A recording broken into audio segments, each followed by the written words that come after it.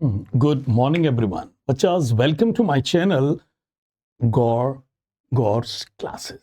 बच्चा, मैंने एक video already dissolution of partnership firm की थियोरेटिकल एस्पेक्ट पर डाला, जिसमें मैंने थॉरली सारा थियोरेटिकल एस्पेक्ट को कवर किया.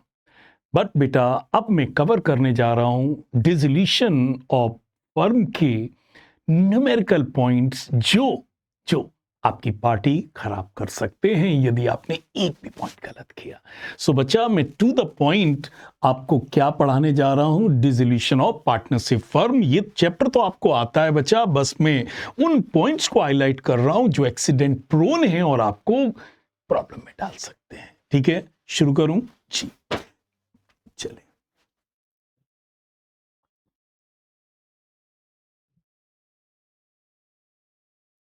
सो बेटा, पॉइंट टू रिमेंबर. चलिए बेटा, पहला पॉइंट बेटा, कभी भी रियलाइजेशन अकाउंट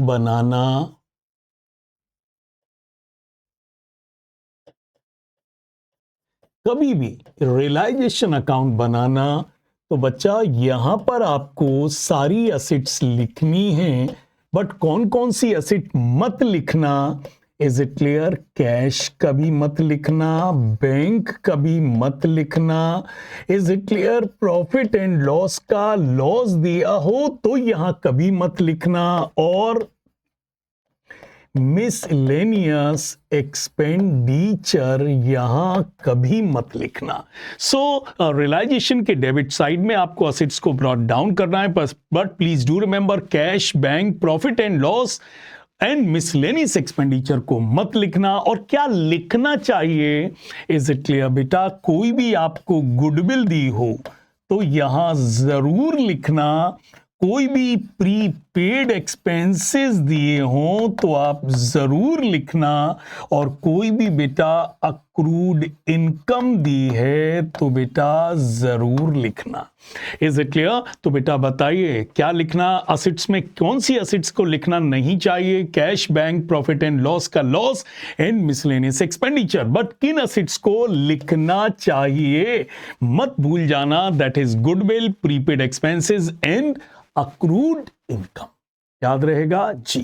अब बेटा, यदि किसी टेंजिबल एसेट्स के बारे में यदि पेपर में कुछ नहीं दिया है, फॉर एग्जाम्पल माना आपकी मशीन या बिल्डिंग के बारे में कुछ नहीं दिया है, तो बेटा हम अज्यूम करेंगे कि टेंजिबल एसेट्स से बाई बैंक करके हमें पूरा पैसा मिला है. क्या मिला है? पूरा पैसा. तो इसका मतलब यदि क्वेश्चन में लैंड एंड बिल्डिंग या प्लांट एंड मशीनरी या बिल्डिंग के बारे में कुछ नहीं दिया है, will assume that full amount has been recovered. But यदि goodwill, that is intangible assets, prepaid expenses और अक्रूड इनकम के बारे में कुछ नहीं दिया है, मतलब intangible assets including prepaid expenses और अक्रूड इनकम के बारे में क्वेश्चन में कुछ नहीं दिया है, तो will assume that nothing has been received. तो बेटा इसकी कोई, हम ये मान के चलेंगे कि इससे कुछ भी नहीं मिला है. तो बताइए, लैंड एंड बिल्डिंग के बारे में क्वेश्चन में कुछ नहीं दिया है और क्वेश्चन क्लोज हो रहा है, तो हम ये मान के चलेंगे बाई बैंक पूरी कीमत मिली है. और यदि गुडविल या कोई भी इंटेंजिबल एसेट्स या प्रीपेड एक्सपेंसेस या अक्रूड इनकम के बारे में कुछ नहीं दिया है, मान के चलना कुछ नहीं मिला है, बाई बैंक करके आपको कुछ नहीं लिखना है. बोलो क्लियर? चलिए बेटा, पॉइंट नंबर 2. सारे पॉइंट एड्रेस कर रहा हूं बेटा. पॉइंट नंबर 2 बेटा, डेटर्स हमेशा डेबिट होते हैं. बेटा आप जानते हैं डेटर्स क्या होते हैं? डेबिट. तो बेटा इसका जो प्रोविजन फॉर डाउटफुल डेट्स है बेटा, प्रोविजन फॉर जो बैड डेट्स है बेटा, वो हमेशा क्या होगा? Credit. So debtors are debited बेटा, its provision is always credited. बेटा इन्वेस्टमेंट क्या होते हैं? डेबिट. क्या होते हैं? डेबिट. तो बेटा याद रखना, इन्वेस्टमेंट फ्लक्चुएशन फंड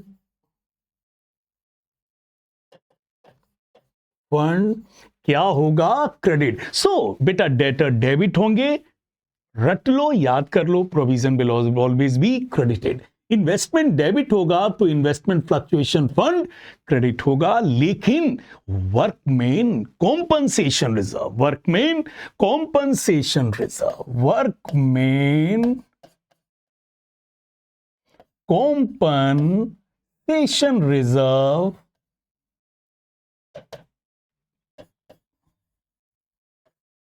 यहां तभी डेबिट होगा when it is needed, when it is needed.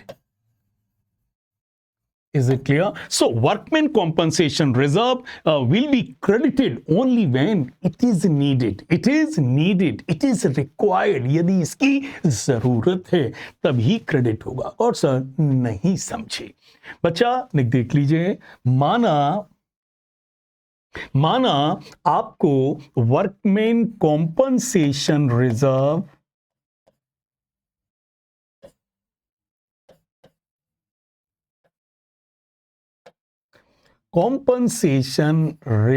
दिया है और वर्कर्स, इज इट क्लियर, और वर्कर्स क्या मांग रहे हैं? क्लेम। क्या मांग रहे हैं? क्लेम।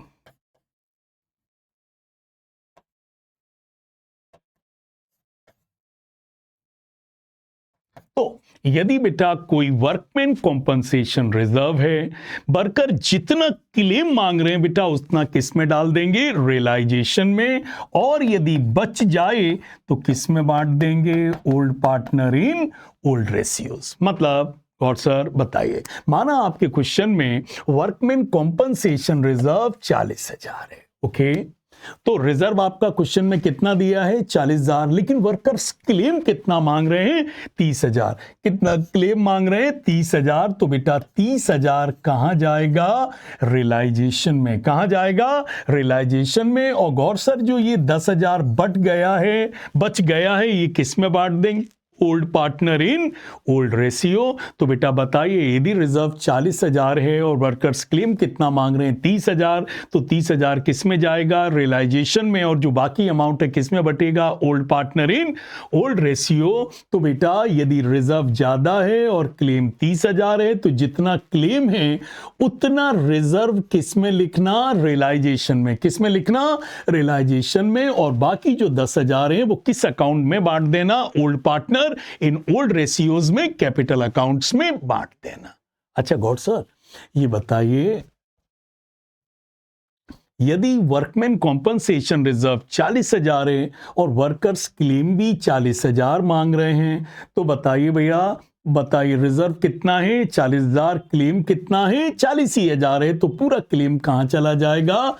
रियलाइजेशन में। पूरा क्लेम यहां लिख देंगे रियलाइजेशन में, और पार्टनर्स में बंटने की कोई नौबत नहीं आएगी। क्लियर गौर सर? यदि वर्कमैन कॉम्पनसेशन रिजर्व 30,000 है और वर्कर क्लेम कितना मांग रहे हैं? गौर सर 40,000 क्लेम मांग रहे हैं। कितना मांग रहे हैं? 40,000 क्लेम मांग रहे हैं बेटा। तो बताओ बेटा रिजर्व कितना है? 30,000 और क्लेम कितना मांग रहे हैं? 40,000। तो बेटा बताइए, जितना रिजर्व है उतना ही क्लेम तो हम रिजर्व से दे पाएंगे कि नहीं दे पाएंगे जी? तो यहां पर कितना रिजर्व लिखेंगे? 30,000। कितना लिखेंगे? 30,000। क्लियर भैया जी? तो बताओ बेटा, रिजर्व यदि 30,000 है और वर्कर क्लेम 20,000 मांग रहे हैं, कितना मांग रहे हैं? 20,000 मांग रहे हैं। तो बताओ कितने क्लेम की जरूरत है? गौर सर 20,000 मांग रहे हैं तो 20,000 की जरूरत है। तो 20,000 रिजर्व रियलाइजेशन में लिख देना, और जो 10,000 बच गया है वो old partner in old ratio में बांट देना। ओके बेटा, यदि वर्कमैन कॉम्पनसेशन रिजर्व 30,000 है, वर्कर क्लेम 30,000 मांग रहा है, कितना मांग रहा है? 30,000 मांग रहा है, मतलब पूरा रिजर्व की जरूरत पड़ रही है है तो पूरा रिजर्व किस में लिख देना, रियलाइजेशन अकाउंट के क्रेडिट साइड में। अच्छा गॉड सर, यदि रिजर्व 40,000 है और वर्कर्स क्लेम 40,000 मांग रहे हैं, रिजर्व 30,000 है और वर्कर क्लेम कितना मांग रहे हैं, 40,000, तो बताओ भैया जी पूरा रिजर्व एब्जॉर्ब हो रहा है कि नहीं हो रहा है? हाँ सर, रिजर्व कम है और क्लेम ज्यादा है, मतलब पूरे रिजर्व की जरूरत पड़ने वाली है कि नहीं जी। तो बेटा यहां कितना लिख देना, 30,000। कितना लिख देना, 30,000। और गॉड सर वो जो 10,000 एक्स्ट्रा है वो बेटा, इज इट क्लियर, वो हम दूसरे सोर्स से उसे कवर करेंगे। तो बताओ बेटा वर्कमैन कॉम्पनसेशन रिजर्व यहां कितना लिखा जाता है, जितना रिजर्व की जरूरत है। इज इट क्लियर, जितने रिजर्व की जरूरत है। फिर एक बार हाईलाइट कर रहा हूं, यदि रिजर्व 30,000 है और क्लेम 20,000 है तो यहां रिजर्व 20,000 लिखना हो, जो 10,000 रिजर्व बच गया है ओल्ड पार्टनर ओल्ड रेशियो में बांट देना। यदि रिजर्व 30,000 है, वर्कर भी क्लेम 30,000 मांग रहे हैं, कितना मांग रहे हैं, 30,000 ही मांग रहे हैं, तो बेटा पूरे रिजर्व की जरूरत पड़ रही है, पूरा 30,000 रिजर्व यहां लिख देना। पार्टनर्स में बंटने का कोई सवाल ही नहीं है क्योंकि कुछ बच ही नहीं रहा है।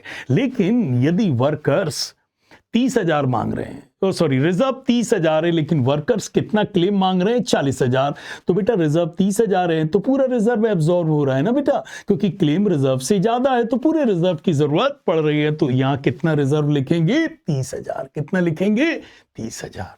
बोलो बेटा जी। और मेरे बेटा जितना भी आप क्लेम पे करोगे, जितना भी आप क्या करोगे बेटा, क्लेम क्या करोगे, पे करोगे। इज इट क्लियर, जितना भी आप क्लेम क्या करेंगे, पे करेंगे। इज इट क्लियर, यहां क्या करके लिखेंगे, टू बैंक। क्या करके लिखेंगे, टू बैंक। यदि आपने 10,000 क्लेम पे किया है तो 10,000 लिखना, 30,000 पे किया है तो 30,000 लिखना, और 40,000 लिखा है तो 40,000 लिखना। तो बेटा याद रखना workman compensation reserve, is it clear, यहां कितना लिखना है, जितने रिजर्व की जरूरत है। इज इट क्लियर, और जितना आपने क्लेम पे किया है उसे टू बैंक करके लिख लेना, what ever claim you have paid. बोलिए जी गॉड। ये पॉइंट बहुत इंपॉर्टेंट है, वर्कमैन कॉम्पनसेशन रिजर्व। तो बेटा मैंने पहला, दूसरा, तीसरा ये पॉइंट मैंने एड्रेस कर दिए। अब आइए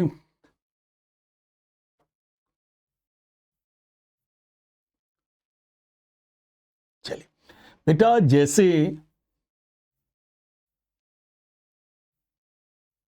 बेटा अब आइए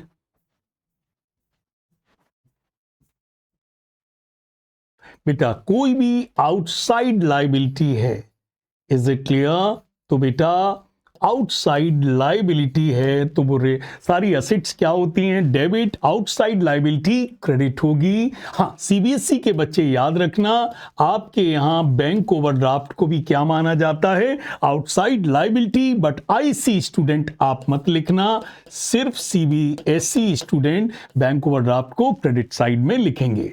तो बेटा बताइए, outside liabilities are always credited. बेटा याद रखना, इमोशनल मत होना। Is it clear, wife's loan, brother's loan is also treated as an outside liability. तो बेटा कोई क्रेडिटर्स हैं, बिल्स पेबल हैं, कोई लोन है, चाहे वो वाइफ से हो चाहे ब्रदर से हो, किसी से भी हो, it will always be credited. और सीबीएसई के स्टूडेंट आपके लिए एक और लायबिलिटी है जिसका नाम क्या है, बैंक ओवरड्राफ्ट, आप इसको भी क्रेडिट साइड में लिखना, बट आईसी के स्टूडेंट आप बैंक ओवरड्राफ्ट को क्रेडिट मत करना। क्लियर जी। आइए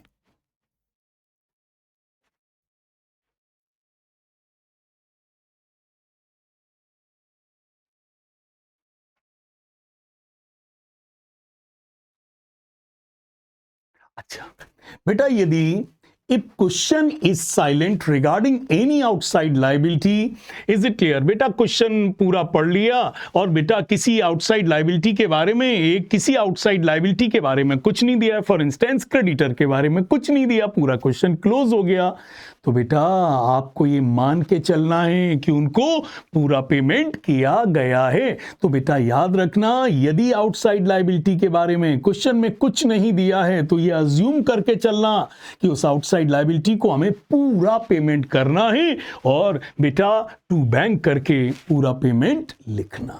ठीक है, अच्छा बेटा इस चैप्टर का फंडा है कि बेटा इसमें वो वैल्यू असेट की दिखाई जाती है जो फाइनली रियलाइज्ड हो, इज इट क्लियर, या फाइनली पेड हो। तो भैया जी बेटा कभी कभी इस तरीके की ये बेटा हम बना रहे हैं रियलाइजेशन अकाउंट, और माना बेटा आपको एग्जाम में डेटर्स दिए हैं, कितने के दिए हैं, 10,000 के, और नीचे दिया है कि 2000 के डेटर बैड हो गए हैं। क्या हो गए हैं, बैड। अब बच्चा पूछता है कि सर ये जो 2000 के डेटर बैड हो गए हैं उसको कहां दिखाना है, कहीं नहीं दिखाना है, बैड डेट्स कहीं नहीं दिखाना है। इसका मतलब ये हुआ कि डेटर्स कितने के हैं, 10,000, और कितने बैड हो गए, सर 2000 के बैड हो गए हैं, फॉरगेट देम। तो मिला कितना है सर, 10,000 के 2000 बैड हो गए, तो हमें कितना मिला है, 8,000। तो बेटा यहां बाई बैंक करके कितना अमाउंट दिखाना, 8,000। तो बेटा बेड डेट्स का कोई इफेक्ट नहीं होता है। बेड डेट्स हमें हेल्प करता है ये पता लगाने में कि डेटर से फाइनली मिला क्या है, क्योंकि इस चैप्टर में जो भी अमाउंट फाइनली मिलता है इट इज क्रेडिटेड, और जो फाइनली पे किया जाता है इट इज डेबिटेड। बोलो बेटा, तो बताओ बेटा बेड डेट्स का क्या ट्रीटमेंट होगा, कुछ नहीं होगा सर। बेड डेट्स होगा तो क्या करेंगे, 10,000 में से बेड डेट्स हटा देंगे, और तब हमें यह पता चल जाएगा कि भाई बैंक हमें मिला कितना है। क्लियर, तो बेड डेट्स का कोई इफेक्ट नहीं। नेक्स्ट वन, इफ क्रेडिटर्स और bills payable are paid 1 month or 2 months before, बेटा यदि क्रेडिटर्स या बिल्स पेबल का पेमेंट 1 महीने या 2 महीने पहले किया जाए तो गॉड सर क्या करेंगे। तो बेटा होता क्या है कि बेटा हमें क्रेडिटर्स का पेमेंट करना था 1 अप्रैल के 2 महीने बाद, लेकिन फर्म बंद हो गई बेटा 1 अप्रैल को। तो क्वेश्चन में लिखा होगा कि भाई हमने क्रेडिटर्स को क्या दिया, रिबेट दिया। चलिए करके दिखाते हैं। सो माना बेटा this is realisation account, is it clear. बेटा आपको क्रेडिटर्स दिए गए हैं या बिल्स पेबल दिए हैं, कितने के दिए हैं, 12,000 के दिए हैं, और बेटा क्वेश्चन में लिखा है क्या कि क्रेडिटर का पेमेंट 2 महीने बाद होना था, लेकिन डिसोल्यूशन के कारण उनका 2 महीने पहले पेमेंट करना है, या बिल्स पेबल का पेमेंट 2 महीने बाद होना था लेकिन उनका पेमेंट 2 महीने पहले करना है। Is it clear. तो क्या करोगे, और रिबेट का परसेंटेज आपको दिया होगा। फॉर इंस्टेंस मुझे क्रेडिटर 12,000 का पेमेंट सर जी अप्रैल के 2 महीने बाद करना था, लेकिन क्या करूं फर्म तो 1 अप्रैल को ही डिसॉल्व हो गई, तो क्रेडिटर्स को 2 महीने पहले पेमेंट करना पड़ा, और उन्होंने हमें 12% रिबेट दे दी। कितनी रिबेट दे दी, 12%। तो बताओ बेटा गॉड सर टू बैंक करके क्या लिखेंगे। तो बताओ बेटा क्रेडिटर्स कितने के हैं, 12,000, उनका कितने महीने पहले पेमेंट हो रहा है, गॉड सर 2 months पहले हो रहा है, और वो हमें किस रेट से रिबेट दे रहे हैं, 12% के रेट से क्या दे रहे हैं, रिबेट दे रहे हैं। तो बताओ बेटा वो हमें कितना कम कर रहे हैं, 240, कितना कम कर रहे हैं, 240। ठीक है, तो बताओ बेटा हम कितना लिखेंगे, 12,000 रुपए में से 240 तो बेटा हो गया रिबेट, तो हम कितना पेमेंट करेंगे, 11,760। तो बेटा कभी भी क्रेडिटर और बिल्स पेबल का पेमेंट आप जल्दी करें तो याद रखना बेटा अमाउंट मंथ और रेट के हिसाब से पहले रिबेट निकालें, फिर रिबेट माइनस करके आप पेमेंट करेंगे, क्योंकि रियलाइजेशन चैप्टर में असेट से वो लिखा जाता है बाई बैंक करके जो फाइनली रियलाइज होता है, और टू बैंक करके हम उतना लिखते हैं जितना फाइनली हम पे करते हैं। तो क्रेडिटर्स और बिल्स पेबल तो 12,000 के थे, लेकिन 2 महीने बाद पे होने थे, लेकिन फर्म तो डिसॉल्व आज ही हो गई, so they are to be paid 2 months before. तो बेटा हमें 2 महीने की क्या देनी होगी, रिबेट। और सर ये मंथ और रेट सब क्वेश्चन में दिया होगा, ठीक है। तो बेटा टू बैंक करके कितना दे दो, 11,760, 240 काट कर दे दिया। ओके, तो रिबेट का पॉइंट याद रखना बेटा। एक पॉइंट जो बहुत बार रिपीटेडली आता है कि बेटा if a discounted BR gets dishonour. बेटा बेटा किसी ने मुझे बीआर दिया था बेटा, और मैंने बैंक से क्या करा लिया था, डिस्काउंट करा लिया था। मुझे माना एक्स ने बीआर दिया था और मैंने बीआर बैंक से क्या करा लिया था, डिस्काउंट करा लिया था। अच्छा, और मैंने बैंक से कह दिया था बैंक जी एक्स से पैसा ले लेना जाकर, लेकिन बीआर क्या हो गया, डिसऑनर हो गया। तो बताओ बेटा, बीआर डिसऑनर हो गया तो बताओ बेटा किसको पेमेंट अब करना पड़ेगा, बैंक को, हमें पेमेंट करना पड़ेगा। तो टू बैंक होगी डिसऑनर की एंट्री। किसकी एंट्री, टू बैंक, हमें डिसऑनर की एंट्री करनी पड़ेगी। फिर ध्यान से सुन लो, माना मुझे एक्स ने एक बीआर दिया था जिसे मैंने बैंक से डिस्काउंट करा लिया था, लेकिन ड्यू डेट पर ये बिल क्या हो गया, डिसऑनर हो गया। तो सर कैसा लगेगा, बुरा लगेगा। क्यों बुरा लगेगा, क्योंकि हमको पेमेंट करना पड़ेगा बैंक का, तो टू बैंक करके डिसऑनर कर हो जाएगा। और बेटा फिर क्या होता है कि जिसने, अब बेटा क्या होगा कि एक्स इंसॉल्वेंट हुआ है बेटा, डिसऑनर हुआ है, तो फिर बाद में उससे कुछ ना कुछ क्या होगी, रिकवरी भी होगी। अब ऐसा तो है नहीं कि किसी ने बिल डिसऑनर कर दिया तो things will be done and dusted. No बेटा, इज इट क्लियर? उसके खिलाफ इंसॉल्वेंसी का प्रोसीजर शुरू होगा, उसका घर मकान बेचा जाएगा और जो रिकवरी होगी कुछ ना कुछ तो मिलेगा भी। Is it clear? सो बेटा बाई बैंक करके जो भी बाद में रिकवरी हो उसे आप क्रेडिट साइड में लिख देना। फॉर एग्जाम्पल, एक्स ने मुझे 1000 रुपीज का बीआर दिया था, मैंने बैंक से डिस्काउंट कराया था, लेकिन बिल डिसऑनर हो गया। तो बताओ बेटा हमें बैंक को कितना पैसा देना पड़ेगा, 1000। तो टू बैंक करके कितना लिख देना, 1000। और गॉड सर फिर आगे लिखा है कि लेटर ऑन एक्स से 50% रिकवरी हो गई। कितनी रिकवरी हो गई, 50%। तो बेटा बाई बैंक करके यहां कितना लिख देना, 500 लिख देना। और आपसे जनरल एंट्री करवाई जाए तो बेटा जो हमारा नुकसान हुआ उसकी एंट्री क्या होगी, रियलाइजेशन टू बैंक, और जो हमें रिकवरी होगी उसकी एंट्री क्या होगी, bank to realisation, bank to realisation. बोलो बेटा, वेरी इंपॉर्टेंट पॉइंट। तो बताओ बेटा बिल यदि डिस्काउंटेड बीआर डिसऑनर हो गया तो आप क्या करेंगे, गॉड सर टू बैंक करेंगे। And the letter on if some of the recoveries are made, तो मिल जाएगा तो सर बाई बैंक करके रिकवरी क्रेडिट साइड में लिख देंगे, what amount will be recovered. Okay गॉड सर। बेटा ए पार्टनर्स लोन अकाउंट, अब देखना बेटा आपको बैलेंस शीट दी होगी और बेटा ऐसा भी हो सकता है कि यहां लिखा हो एज लोन अकाउंट 5000 रुपीज। तो गॉड सर क्या करेंगे, यदि लाइबिलिटी साइड में लिखा है एज लोन अकाउंट, तो बेटा याद रखना डिसोल्यूशन में यदि आपने किसी पार्टनर से लोन लिया है तो एज लोन अकाउंट बिल्कुल सेपरेट बनाना पड़ेगा, बाई बैंक करके यहां लिख देना। Is it, sorry, by balance brought down करके यहां लिख देना। और बेटा जो भी आपने ए के लोन का पेमेंट किया है, यदि आपने टू बैंक करके, यदि आपने 5,000 दिया है तो टू बैंक 5000 लिखकर अकाउंट क्लोज कर देना।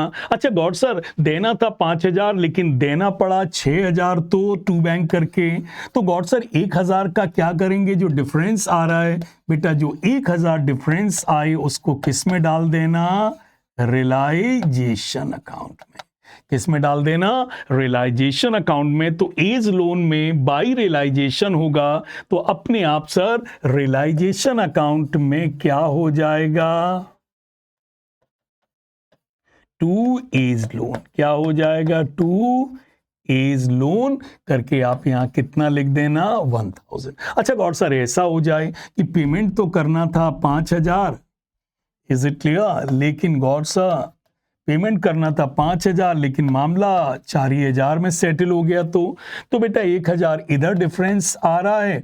इज इट क्लियर, जो भी डिफरेंस आएगा लोन अकाउंट का किस में ट्रांसफर करेंगे, रियलाइजेशन में। एज लोन में टू रियलाइजेशन, तो रियलाइजेशन में क्या हो जाएगा, बाई इज लोन अकाउंट करके यहां लिख देना 1000। तो बेटा याद रखना, यदि किसी पार्टनर का लोन लाइबिलिटी साइड में दिया है, you are suppose to prepare the loan account separately. It will starts with by balance brought down. If यदि आपको 5000 देना था लेकिन बेटा 4000 में ही खत्म हो गया, तो 1000 का जो भी डिफरेंस होगा वो किस में ट्रांसफर हो जाएगा? रियलाइजेशन में। और बेटा 5000 देना था लेकिन 6000 देना पड़ा, गौर सर यदि इधर डिफरेंस आएगा तो वो भी कहां जाएगा? रियलाइजेशन में। बोलो जी गौर सर। अच्छा गौर सर, यदि हमने लोन लिया नहीं है, यदि हमने लोन टू ए दिया है तो क्या करेंगे? यदि माना हमने लोन टू ए 5000 दिया है तो क्या करेंगे? यदि हमने लोन लिया है तो आपने ये ट्रीटमेंट बता दिया, लेकिन यदि हमने लोन दिया है तो क्या करना? बेटा याद रखना, यदि आपने लोन दिया है बच्चा, तो जब आप कैपिटल अकाउंट बनाओगे ना, कौन सा अकाउंट बनाओगे? कैपिटल अकाउंट बनाओगे तो बच्चा याद रखना, लोन टू ए, क्या लोन टू ए आप कैपिटल अकाउंट में क्या कर देना? डेबिट कर देना। क्या कर देना? डेबिट। तो बेटा यदि लोन लाइबिलिटी साइड में लिखा है तो बच्चा याद रखना, you have to open a separate loan account with by balance brought down and to bank करके बेटा आपको पे करना पड़ेगा। टू बैंक करके आपको पे करना पड़ेगा, और यदि कोई डिफरेंस आएगा तो आप रियलाइजेशन अकाउंट में ले जाएंगे। लेकिन यदि लोन दिया है बच्चा, लोन दिया है, तो बेटा बस इसे उठाना और किस अकाउंट में ट्रांसफर कर देना? कैपिटल अकाउंट में कर देना। एंट्री होगी is capital account debit to loan to A account, is capital account debit to loan to A account। तो लोन लिया जाए, लोन लाइबिलिटी साइड में हो प्रिपेयर सेपरेट अकाउंट एंड पे, और लोन यदि एसेट साइड में हो तो कैपिटल अकाउंट में क्या कर देना? डेबिट कर देना।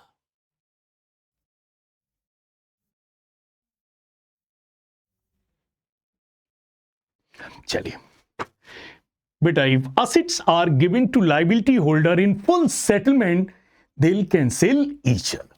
बोलिए बेटा, माना भाई आपको आपके क्वेश्चन में फर्नीचर दिया है 20,000 का और क्रेडिटर्स दिए हैं 30,000 के।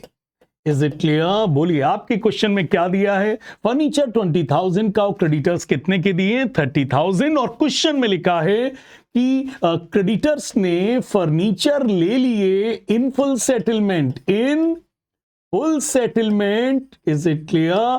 तो ना फर्नीचर से एक पैसा आया, ना क्रेडिटर्स को एक पैसा देना पड़ा। दिल कैंसिल ईच अदर, और इसकी कोई एंट्री नहीं होगी। तो यदि हमने असेट्स लायबिलिटी होल्डर को फुल सेटलमेंट में दे दिया है तो आपको कोई इसकी एंट्री करने की जरूरत नहीं है। So if assets are handed over to liability holder in full settlement, then no entry is required to be pass. तो असेट्स और लायबिलिटीज का आपस में exchange in full settlement is equal to no entry. Okay, लेकिन बेटा if assets are given to liability holder in part satisfaction, then only differential amount will be shown। अब बेटा माना हमारा फर्नीचर 20,000 का था और बेटा फर्नीचर क्रेडिटर्स 30,000 के थे। ठीक है, अब बेटा क्रेडिटर ने फर्नीचर ले लिए at 10% discount in part settlement. Creditors ने क्या ले लिए? क्रेडिटर्स 30,000 के थे बेटा, इन्होंने क्या ले लिए? फर्नीचर, वो भी 10% डिस्काउंट पे ले लिए, वो भी पार्ट सेटिस्फैक्शन। तो बताओ 20,000 के फर्नीचर इन्होंने कितने में ले लिए? 10% डिस्काउंट, मतलब 2,000 रुपए कम करके कितने के ले लिए?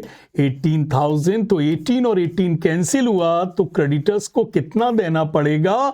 12,000। तो बच्चा याद रखना, रियलाइजेशन अकाउंट में बच्चा टू बैंक करके हमें कितना अमाउंट दिखाना पड़ेगा?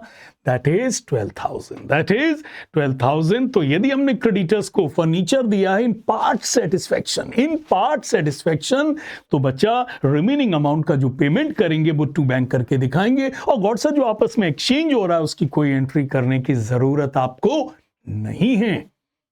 बोलिए जी गॉड सर।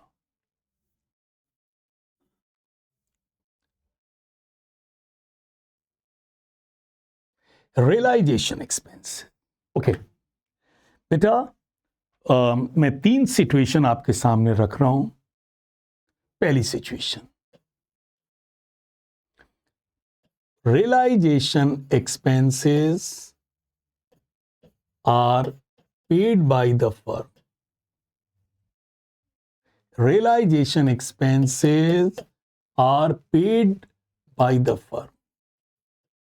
बेटा रियलाइजेशन एक्सपेंसेस किसने पे किए? फर्म ने पे किए हैं। तो बच्चा क्या करना, जब रियलाइजेशन अकाउंट बनाना, पे किया है तो टू बैंक करके जो भी पे किया है एंट्री होगी realisation account debit to bank. बेटा कभी कभी लिखा जाता है A has taken over the responsibility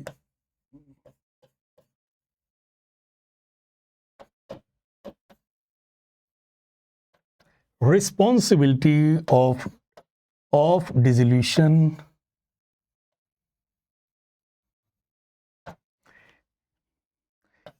at a consideration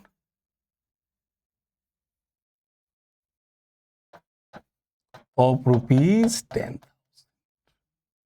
फिर नीचे लिखा होगा actual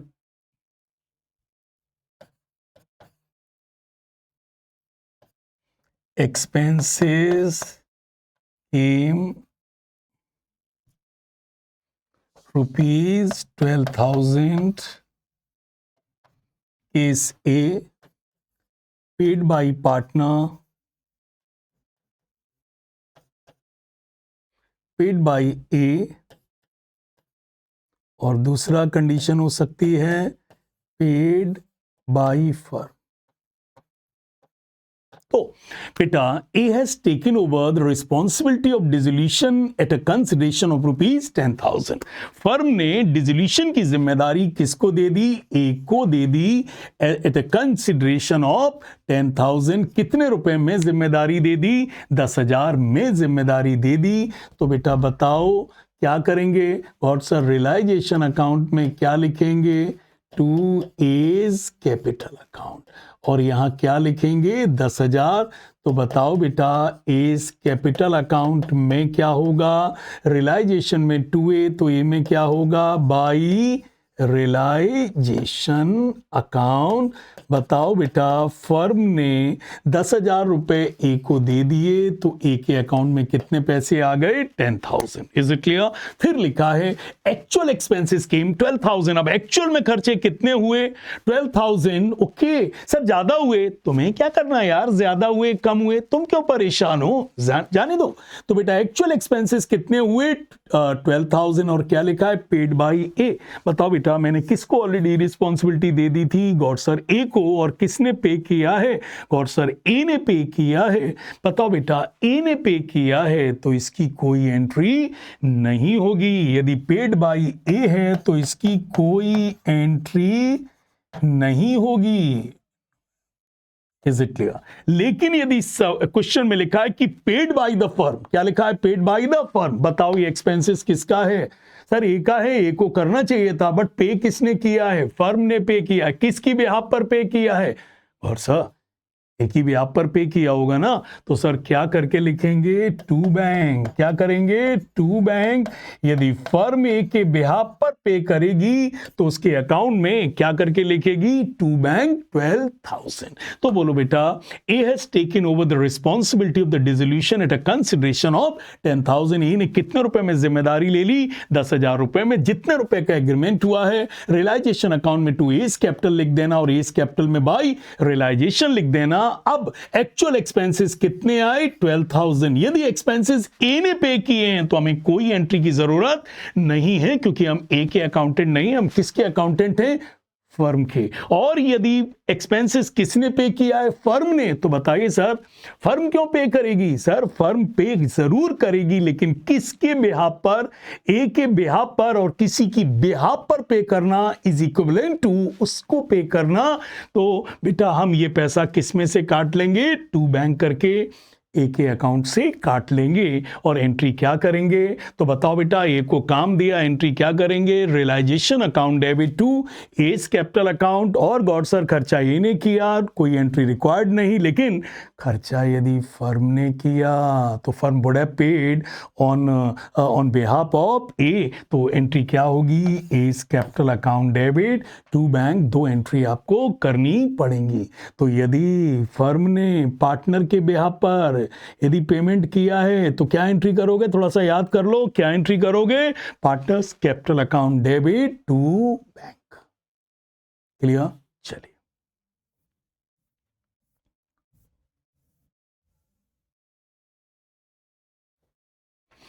if an unrecorded asset is given to partner in full settlement of remuneration that firm has promised to him, then no effect will be shown in the realization account. अब माना भैया जी हमने ए को जिम्मेदारी दी डिसोल्यूशन की, और बेटा मैंने उसका 10,000 रेम्युनरेशन तय कर दिया।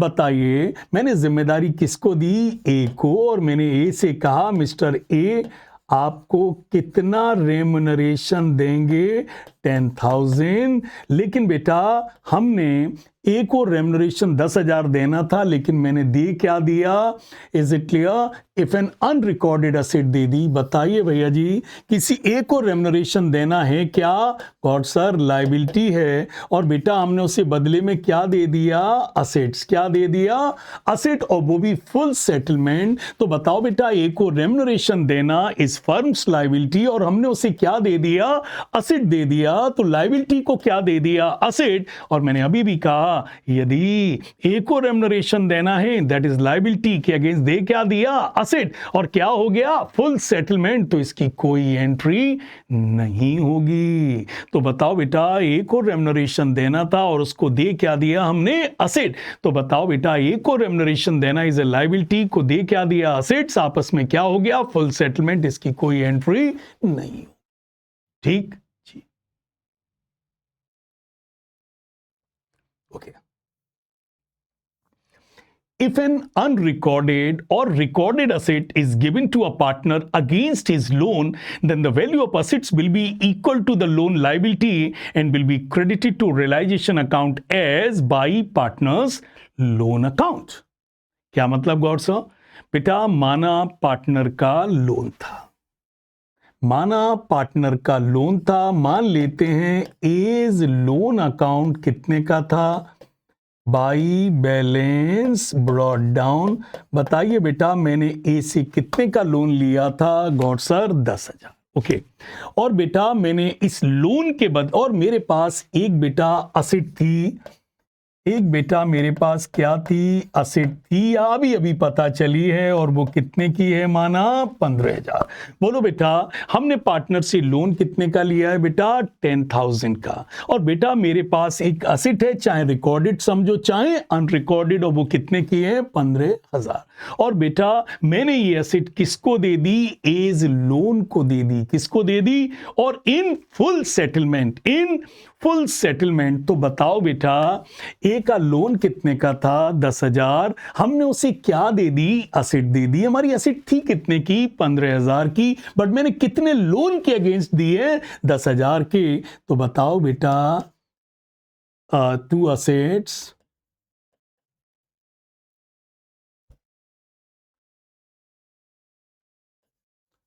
टू रियलाइजेशन, बेटा कितने की दे दी असेट, बेटा 10,000। तो बेटा बताइए हमारा लोन कितने का था, 10,000, और बेटा मैंने उसे क्या दे दी, असेट दे दी, और किसके अगेंस्ट दे दी, फिर पढ़ लीजिए, if an unrecorded or recorded asset is given to a partner against his loan, then the value of asset will be equal to the loan liability and will be credited to realization account. अब बताओ बेटा, हमने ये asset किसके against they the? Sir loan के against they दी। बताइए, usually हम असेट्स किसी भी पार्टनर को देते हैं तो पैसा किस अकाउंट से काटते हैं? और सर कैपिटल से काटते हैं। लेकिन यदि मैंने कोई असेट लोन के अगेंस्ट दे दी है तो बेटा याद रखना, रियलाइजेशन अकाउंट में क्या लिख देना? असेट्स के लिए क्या लिख देना? By A's loan account. By A's loan account. बोलो बच्चा, मेरी असेट्स कितने की थी? 15,000। लेकिन मैं किसके अगेंस्ट दे रहा हूं? गौर सर 10,000 के अगेंस्ट दे रहे हैं। तो बताओ बेटा, असेट की वैल्यू कितनी मानी जाएगी? 10,000। पक्का? तो यदि हम किसी पार्टनर को असेट्स कैपिटल के अगेंस्ट देते हैं तो हम लिखते हैं by A's capital account. But यदि हमने पार्टनर को असेट देकर कहा है ये पैसा लोन से एडजस्ट करना, तो बाई एज कैपिटल की बजाय क्या लिखेंगे? एज लोन अकाउंट लिखेंगे और असेट की उतनी ही कीमत लिखेंगे जितना लोन है। इतना क्या है? लोन है। तो बेटा रियलाइजेशन में एज लोन होगा बेटा, तो एज लोन में क्या हो जाएगा? टू रियलाइजेशन 10,000 और इस तरीके से लोन अकाउंट क्या हो जाएगा? क्लोज। तो बेटा यदि किसी पार्टनर ने कोई असेट बिजनेस से ली है और कहा है कि पैसा हमारी लोन से एडजस्ट कर देना, तो रियलाइजेशन अकाउंट में बाई एज कैपिटल मत लिखना। क्या लिखना? By loan account. Sir asset की कीमत 15,000 लिखेंगे? नहीं बेटा, 10,000 के अगेंस्ट 10,000 में दे रहे हो कि नहीं दे रहे हो? तो असेट्स की कीमत क्या लिखेंगे? 10,000। रियलाइजेशन में बाई एज लोन करेंगे तो इस लोन में क्या हो जाएगा? To realisation. ये अकाउंट भी बंद हो जाएगा और ये ट्रीटमेंट भी हो जाएगा।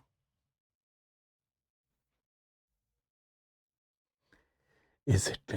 बेटा please do remember only realised amount is to be shown. बेटा एक बात याद रखना, असेट्स की वही वैल्यू हम लिखेंगे जो हमें फाइनली क्या हुई है? रियलाइज हुई है। गॉड सर फॉर एग्जांपल, माना डेटर 10,000 के थे, 2,000 बेड हो गए, तो बताओ डेटर से कितना मिला? 8,000। तो बाई बैंक करके कितना लिखेंगे? 8,000। माना सर हमने हमारी जमीन, हमारी कोई लैंड थी जो 1,50,000 की बिकी, लेकिन ब्रोकर ने 3,000 काट लिया। अपनी कॉस्ट का कितना काट लिया? 3,000। तो हमें कितना मिला? 1,47,000। तो हम बाई बैंक करके कितना लिखेंगे? 1,47,000। तो बेटा याद रखना, असेट्स की वही वैल्यू लिखना जो आपको फाइनली बाई बैंक करके मिली है या पार्टनर ने अग्री की है। If balance sheet is not given, अब बेटा कई बार सवाल ऐसे आते हैं कि आपको इंफॉर्मेशन स्कैटर्ड दे दी जाती हैं। Is it clear? If balance sheet is not given then you should prepare balance sheet first in order to find out the missing information. कभी कभी क्या होगा, आपको बैलेंस शीट नहीं दी होगी। सर आपको कुछ चीजें दे दी जाएंगी, आपको क्रेडिटर्स ऑन दैट डेट दे दिए जाएंगे, आपको बिल्स पेबल दे दिए जाएंगे, आपको बाइप्स लोन दे दिया जाएगा, आपको कैपिटल दे दी जाएगी।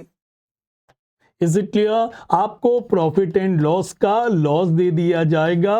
और बस बेटा याद रखना, आप अपनी कैपिटल को लायबिलिटी साइड में लिख दें, जो भी लायबिलिटी दी उसको लायबिलिटी साइड में लिख दें। कोई भी लॉस आप जानते हैं असेट होता है बेटा, तो असेट साइड में लिख दो। और बेटा जो आपका डिफरेंस आएगा बेटा, वो आपकी क्या आ जाएंगी? असेट्स। बिकॉज बेटा बिना असेट्स के आप रियलाइजेशन अकाउंट शुरू नहीं कर सकते। बोलो तो बेटा यदि आपको स्कैटर्ड इंफॉर्मेशन दी जाए तो आपको सबसे पहले बैलेंस शीट बनाना है। Put down the liabilities on the liability side, capital on the liability side. यदि कोई लॉस या एक्सपेंडिचर दिया है, put it in the asset side. और बेटा जो दोनों साइड्स का डिफरेंस होगा वो क्या हो जाएगी? असेट्स। और अब आप सवाल शुरू करना जैसे आप रियलाइजेशन अकाउंट बनाते हैं। ठीक है? ओके।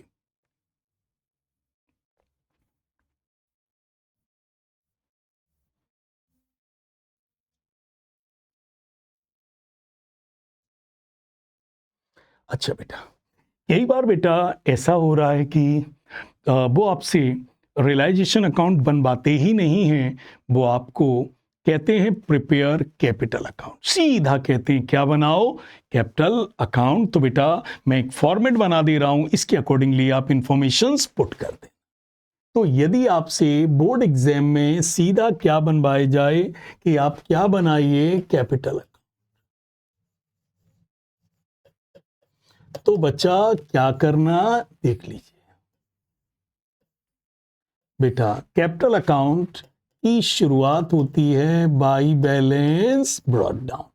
बेटा ए, बी और सी, बेटा किसी की कैपिटल यदि डेबिट लिखा हो, उसके आगे क्या लिखा हो, डेबिट, तो बेटा यहां लिख देना टू बैलेंस ब्रॉट डाउन। यदि किसी की कैपिटल क्या हो, डेबिट हो। यूजली कैपिटल क्रेडिट ही होती है, लेकिन यदि डेबिट लिखा है तो टू बैलेंस ब्रॉट डाउन करके लिख देना। ओके बेटा, कोई भी प्रॉफिट हो तो बेटा क्रेडिट कर देना, और कोई भी बेटा लॉस हो तो बेटा डेबिट कर देना।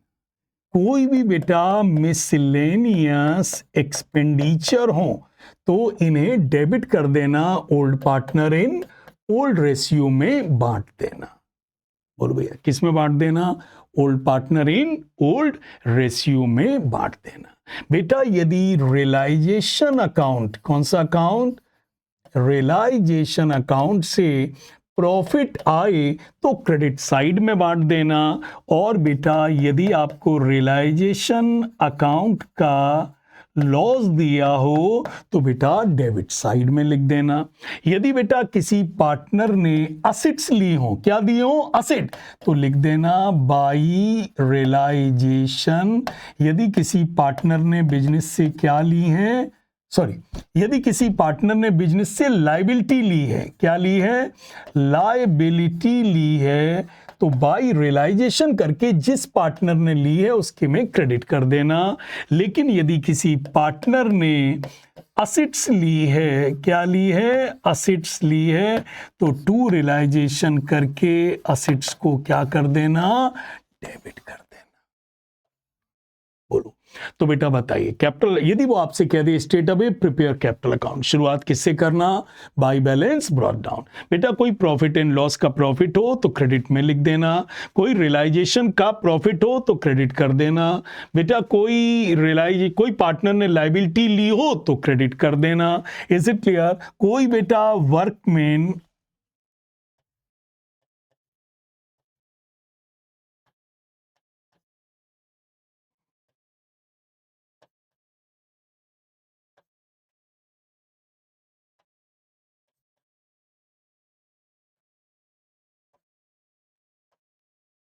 कोई वर्कमैन कॉम्पनसेशन रिजर्व या जनरल रिजर्व हो तो यहां बांट देना। कितना बांटना, जो क्लेम के बाद, जो क्लेम के बाद। तो बोलो बेटा bye balance brought down credit कर देना, कैपिटल के आगे डेबिट हो तो डेबिट कर देना। बेटा प्रॉफिट हो तो बाय प्रॉफिट एंड लॉस करके क्रेडिट कर देना, लॉस हो तो डेबिट कर देना। कोई वर्कमैन कॉम्पनसेशन रिजर्व या जनरल रिजर्व हो तो क्रेडिट कर देना। इन्वेस्टमेंट फ्लक्चुएशन रिजर्व यहां मत लिख देना। इन्वेस्टमेंट फ्लक्चुएशन रिजर्व और प्रोविजन रियलाइजेशन में जाता है। वर्कमैन कॉम्पनसेशन रिजर्व भी तो गॉड सर रियलाइजेशन में जाता है, लेकिन कभी कभी रिजर्व बच जाता है। माना रिजर्व 30,000 है और क्लेम 20,000 है, तो जो 10,000 बचता है वो कहां जाता है, पार्टनर्स में बढ़ता है, और जनरल रिजर्व तो हमेशा ही बढ़ता है, तो बांट देना। बोलिए भैया ठीक है। रियलाइजेशन का प्रॉफिट हो तो क्रेडिट कर देना, लॉस हो तो डेबिट कर देना। पार्टनर ने लायबिलिटी ली हो तो बाय रियलाइजेशन करके क्रेडिट करना, और यदि पार्टनर ने असेट्स ली है तो क्या कर देना, डेबिट कर देना। बस बचा, और कुछ मत लिखना, इससे ज्यादा कुछ नहीं होगा। Is it clear. बस बेटा डिफरेंस इस तरफ आ रहा हो किसी पार्टनर का तो बाय बैंक कर देना। यदि डिफरेंस इस तरफ आ रहा है, और यदि बेटा डिफरेंस इस तरफ आ रहा हो तो टू बैंक डिफरेंस यहां ये बेटा ये फॉर्मेट मैंने बना के दिया है तब जब आपके एग्जाम में सिर्फ क्या पूछा जाए, कैपिटल अकाउंट। तो बेटा take the screenshot of the problem. हाँ एक चीज और लिख दूं बस बेटा, यदि फर्म ने पार्टनर के बिहाफ पर कोई रियलाइजेशन एक्सपेंसेस पे किए हैं, यदि फर्म ने पे किए हैं, किसको करने थे? पार्टनर को। पे किसने किए? फर्म ने। मतलब फर्म के बिहाफ पर, पार्टनर्स के बिहाफ पर यदि फर्म ने पे किया है तो बच्चा टू बैंक करके लिख देना। Is it clear? जो डिफरेंस यहां आए बाई बैंक, जो यहां आए टू बैंक। ठीक है बेटा, इसे रिपीटेडली सुन लेना। Is it clear? आजकल बोर्ड में इसी तरीके के सवाल आ रहे हैं बच्चा कि रियलाइजेशन अकाउंट नहीं पूछा, सीधा क्या बनाइए? Capital account. तो ये फॉर्मेट भर दीजिएगा। मैंने सारी जो इंफॉर्मेशन प्रोबेबल है या पॉसिबल है सब भर दी है, बस इतना भर के आ जाएगा, थोड़ा सा याद कर लेना। ठीक है, ओके बच्चा, बस मेरी एक सलाह ये है, यदि बोर्ड में एग्जाम जनरल एंट्रीज का आए तो डायरेक्ट जनरल एंट्री मत करना, वर्किंग में रियलाइजेशन अकाउंट और कैपिटल अकाउंट बनाकर उसके थ्रू एंट्री करिएगा। क्लियर? सो बच्चा, जो जो पॉसिबल पॉइंट हैं, डिफिकल्ट से डिफिकल्ट पॉसिबल पॉइंट्स हैं, आप covered each and every point here. Now अब आपका है, आप एक दो सवाल लगा के देखिए, रिपीटेडली पहले वीडियो को सुनिए। और मैंने कहा नहीं कि batsman, exam is like a batsmanship. Is it clear? Sir जी आप 5 बॉलें खेल लो, एक गेंद पर आउट हो सकते हो। ऐसे अकाउंट्स में आपको 4 पॉइंट आते हो लेकिन एक नहीं आता है तो वो पार्टी खराब करता है। सो मैं उन्हीं पॉइंट्स को एड्रेस कर रहा हूं। So that's for today. Okay, so rely on us. We rely on a lot of experience. Is it clear? I'm hoping that you'll do best in your exams. Thank you.